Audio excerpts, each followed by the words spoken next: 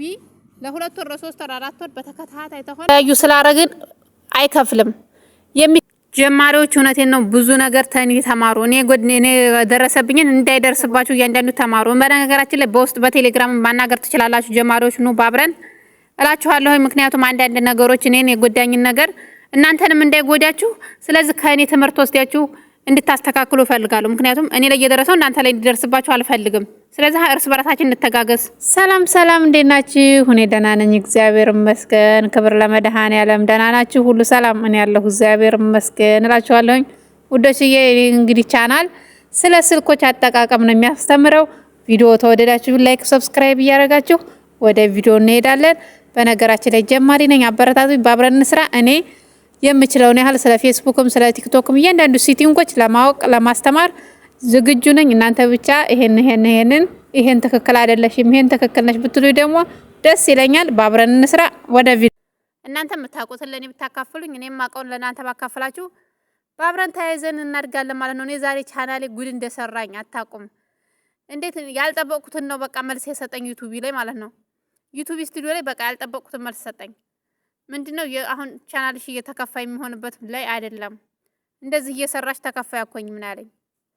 እንደዚህ እየሰራሽ ተከፋይ አኮኝ ማለት ነው። ኤአይን ጠይቀው። ስለ ኤአይ በነገራችን ላይ ሰርቼላችኋለሁ። ዩቲዩብ ስቱዲዮ ሰርቼላችኋለሁ። ገብታችሁ ማየት ትችላላችሁ። ስለዚህ እንደ አንድ ቻናል ስከፍቱ ማለት ነው እንዴት ቻናል ከፖስታችሁ ወዳችሁ ሮጣችሁ ከሄዳችሁ ምን ሰው አየልኝ ብላችሁ ቁጭ ብላችሁ ከሄዳችሁ ወደ ቻናላችሁ ገብታችሁ የምታረጉት የምታዩትን እሱ አይወድም። በትልቁ ቢያንስ ማለት ነው አንድ ቪዲዮ ከፖስታችሁ 3 ቀን መጠበቅ አለባችሁ፣ 2 ቀን መጠበቅ አለባችሁ ገብታችሁ ቼክ ለማድረግ ለማየት ምናምን ማለት ነው። አለበለዚያ ልክ ዛሬ ቅድም እየፖስታችሁ ማን ኮሜንት ሰጠኝ እንትና ኮሜንት ሰጠኝ እንትና ያንን አይወድም በፍጹም። ይሄ በቃ ይሄንን አይወድም እሱ። ስለዚህ እናንተ ማድረግ ያለባችሁ ፖስት ላይ ብቻ ነው ትኩረት ማድረግ ያለባችሁ። ስለ ላይክ ስለ ሰብስክራይብ ምናምን አትጨነቁ። በራሱ ጊዜ እሱ ይመጣል። በራሱ ጊዜ የሆነ ሰዓት ላይ ቻናላችሁ ግልብጥ ይላል፣ የሆነ ሰዓት ላይ ሊወርቅ ይችላል። ይሄ ያጋጥማል። ግን እናንተ ሁሌም ማቋረጥ የሌለባችሁ ነገር መፖስትና ቀን ሰዓት። አንደኛ ላይ ደግሞ ማለት ነው ሰዓቴን አልጠብቅም፣ ቀን አልጠብቅም፣ የተጎዳሁበት ነገር ማለት ነው። ያ ደግሞ በጣም ለጀማሪዎች በጣም ከባድ ነው። እኔ የምመክራችሁ ማለት ነው እንደኔ ከመሆናችሁ በፊት ቀናችሁን ጠብቁ። ማለትም ቅዳሜ ከሆነ የምትለቁት ቅዳሜ ላዚም መልቀቅ አለባችሁ። ሁለተኛ ደግሞ ቅዳሜ 10 ሰዓት ነው የምትለቁት። ወይ ነገራችን ላይ ቪዲዮ ስለቁ ጧት አትልቀቁ፣ ማታ ከላስ። ምክንያቱም ሰው ኢትዮጵያ ራሱ ከሰዓት ነው ከስራ ገብቶ ቁጭ ብሎ የሚፈረጀው ዩቲዩብ የሚፈረጀው ምንም የሚዞረው ማለት ነው። ስለዚህ እናንተም ያን ሰዓት እንዲታይላችሁ ወዲያው ሰው ቁጭ ባለበት ሰዓት ላይ ቪዲዮአችሁ እንዲገኝ 11 ሰዓት 10 ሰዓት ወሳኝ በቃ ወሳኝ ሰዓቶች 11 ሰዓት 10 ሰዓት 12 ሰዓት እነኚህ ሶስቱ ወሳኝ ናቸው። በቃ እነኚህ በሶስቱ ሰዓት ውስጥ ብትለቁ ቪዲዮአችሁ ቫይራል የሚወጣበት ይወጣል። ሲቀጥል ደግሞ ያን ሰዓት ሁሌም 12 ሰዓት ተሆነ የምትለቁት ሁሌም 12 ሰዓት ቅዳሜ ተሆነ ቅዳሜ ቢያንስ ለ2 ወር ለ3 ወር ይሄን መጠቀም አለባችሁ ግዴታ ላዚም በቃ ለ3 ወር። ምክንያቱም ዩቲዩብ የሚያየው በቃ እንደ ዩቲዩብ ተከፈታችሁ ጀምሮ የሱ ቅጥረኛ ናችሁ። ስለዚህ ይሄ ሰራተኛ እንዴት ነው የሚለው ይሰራል ወይ ጎብዞ እየሰራ ነው ወይ ስለ እናንተ ላይክ ምናምን አይጨነቅም። አሁን ለመጀመሪያ ላይ አይጨነቅም እንደዛ ማለት ነው። የሚያው የእናንተን ትጋት ነው። ህጉን እየጠበቁ እሱ ህግ ደግሞ ምንድነው ሰዓት ነው። በቃ የተስተካከለ ሰዓት እንዲሰሩ ነው የሚፈልገው። ዩቲዩብ ላይ ገብታችሁ እየሮጣችሁ መውጣት አይወድም። በስርዓት መፖሰት ታምፕሌት በስርዓት ተመሳሳይ ታምፕሌት እና ቪዲዮ እንዲሁም ደግሞ ሃሽታግም ተመሳሳይ። እዛ ደግሞ ዩቲዩብ ስቱዲዮ ላይ ትንሽ ቆየት ማለት መረጋጋት ቶሎ ላጥላጥላጥ አድርጋችሁ ፖስታችሁ ለመውጣት አትቸኩሉ። ዩቲዩብ ስቱዲዮ ላይ ክሮም ገብታችሁ ሁሉንም ነገር ቀስ አድርጋችሁ ኮፒራይት መብራን አረመኖሩ ሲበራላችሁ እዛ ጋር አረንጓዴ ሲበራላችሁ የምታልፉት መስመር ማለት ነው። ያን ቀስ ብላችሁ ስትሄዱ እሱ የምቆዩትን እንዳለ ደቂቃ ይቆጥራል። እኔ ታውቃላችሁ ዩቲዩብ ስቱዲዮ ኤአይን ጠይቁት ረዳቱ ማለት ነው። ስለዚህ እያንዳንዱን ረጋ ብላችሁ እንትን ዳውንሎድ ማድረግ ከዛ ደግሞ ሲቀጥል ደግሞ ከጫናችሁ ወደ አትግቡ። እኔ ጉዳይ ነገር ማለት ነው። በቃ ቻናላችሁን አትመርምሩ፣ ቼክ አታርጉ። ቢያንስ 3 ቀን 4 ቀን ይሙላው ተፖስታችሁ። አሁን ዛሬ ፖስታችሁ ማታ 1 ሰዓት ወዳ ቼክ ታረጉታላችሁ እንዴ? ገና እሱ ራሱ ማለት ነው ሰው አይቶት እንትን ያለውን ሰብስክራይብ የሚቀንስባችሁ ትልቁ ችግር ማለት ነው። በዋነኝነት ማለት ነው። አሁን ፖስታችሁ መልሳችሁ እናንተ ልክ ተፖስታችሁ ተሁለት ሰዓት ወደ የሆነ ነገር ደርሳችሁ መጣችሁ ሮጣችሁ ዩቲዩባችሁን ከፍታችሁ ታዩታላችሁ። ያ ደግሞ ያላችሁ እንዳለ ላጥ ነው የሚያደርገው። ቢያንስ ማለት ነው 24 ሰዓት 24 ሰዓት 1 ሰዓት 2 ሰዓት 2 ቀን 3 ቀን መጠበቅ አለባችሁ። ለምን ያኔ በቃ ሰውየው ሁሉም ጋር ተደራሽ ይሆናል። በቃ ያኔ ብታዩት ምንም ችግር የለው። አሁን ፖስታችሁ አሁን ማየት ያለውን ነው የምትሟጥጡት። አይወድም በቃ ዩቲዩብ ማለት ነው። ገብታችሁ 10 ቼክ ስታደርጉ አይወድም። አለመግባት ካላ ፖስታችሁ ማሰላማ እኛ ያው ጥሎብን ጉጉት አለ። እንደ ስንት አገኘሁኝ በዚህ ቪዲዮ ስንት እንዴት ነው ማመጣ ይሄንን አይወድም እሱ። እናንተ ቼክ ስታደርጉ አይወድም። ምክንያቱም እናንተ ስራችሁ ላይ ብቻ ነው ትኩረት ማድረግ ያለባችሁ። ምክንያቱም እዛኛው ሳምንት አሁን ፖስታችሁ ሳምንት ምን አይነት ፖስት ልፖስት ምን አይነት ላድርግ እያላችሁ እናንተ እዛ ጋር ወደ ስራችሁ ብቻ ትኩረት፣ ሁሉም በጊዜው ይመጣል።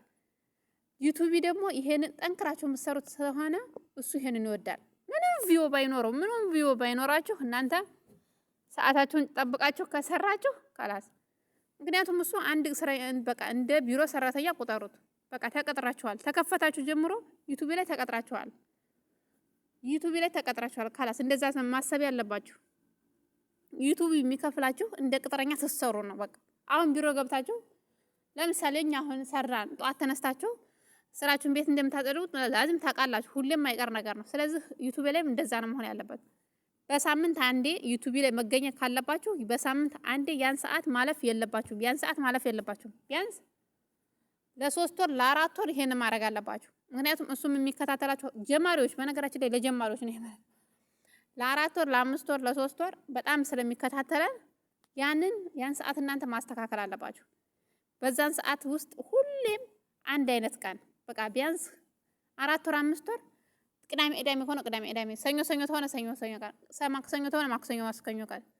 እንደገና ደግሞ የምትለቁልበትም ደግሞ ሰዓትም ደግሞ 5 ሰዓት ከሆነ ማለትም በዛ 5 ሰዓት በ11 ሰዓት ከሆነ በኢትዮጵያ 11 ሰዓት ከሆነ 11 ሰዓት፣ 12 ሰዓት ከሆነ 12 ሰዓት፣ 10 ሰዓት ከሆነ 10 ሰዓት በቃ ሳፊ ወይም ደግሞ 11 ሰዓት ተኩል።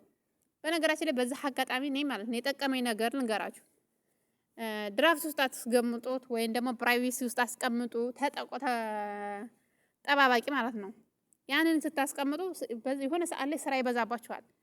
ያኔ ስራ ይበዛችሁለት ያኔ ያስቀመጣችሁትን ዝም ብላችሁ በቃ ቀኑን አስተካክላችሁ መልቀቅ ነው ያዘጋጃችሁት ማለት ነው። ያ ቀናችሁ እንዳይሳሳትባችሁ ይጠቅማችኋል። ይሄ ደግሞ ማለት ነው ያንኑ ቅዳሜን ቀን ወይም ሰኞን ቀን ይጠቅማችኋል። እሁድም ተሆነ ልክ ወደ ሐሙስ ላይ አዘጋጅታችሁ ፕራይቬሲ ውስጥ ማስቀመጥ ከዛ ለዛኛው ደግሞ ቀስ ብላችሁ አሁንም በሚመቻችሁ ሰዓት ለምን በአንድ ቀን 2 ቪዲዮ አሰሩም እንዴ?